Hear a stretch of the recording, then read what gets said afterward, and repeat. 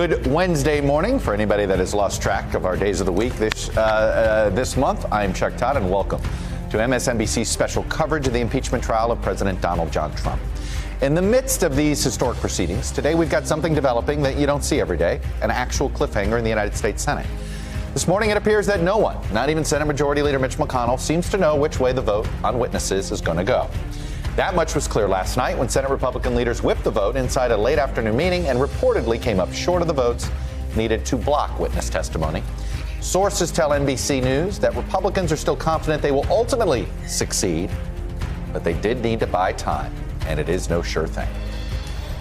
The witness vote, I think, could easily be close. Get the witnesses in. I want to hear them say we need witnesses. And I don't think we need any more witnesses. Republican colleagues are really searching their souls. I know of a couple who are very close to saying they want witnesses. Without a question, a vote either way will make some people happy and make other people not so happy. The uncertainty over witnesses is the backdrop for the new phase of the president's trial, which gets underway in just a few hours. It will feature 16 hours of Q&A, split over 2 days. Senators from both parties will submit the questions, and many of them have already been submitting them. They'll be read by Chief Justice Roberts and answered by either the Democratic House managers or the president's defense team. They have to be directed to one or the other.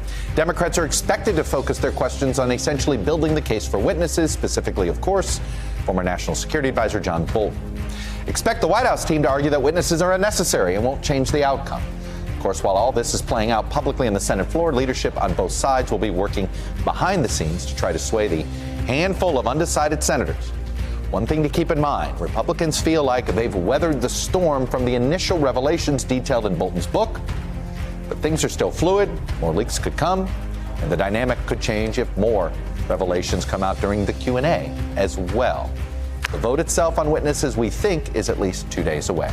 Hey there, I'm Chris Hayes from MSNBC. Thanks for watching MSNBC on YouTube. If you want to keep up to date with the videos we're putting out, you can click subscribe just below me or click over on this list to see lots of other great videos.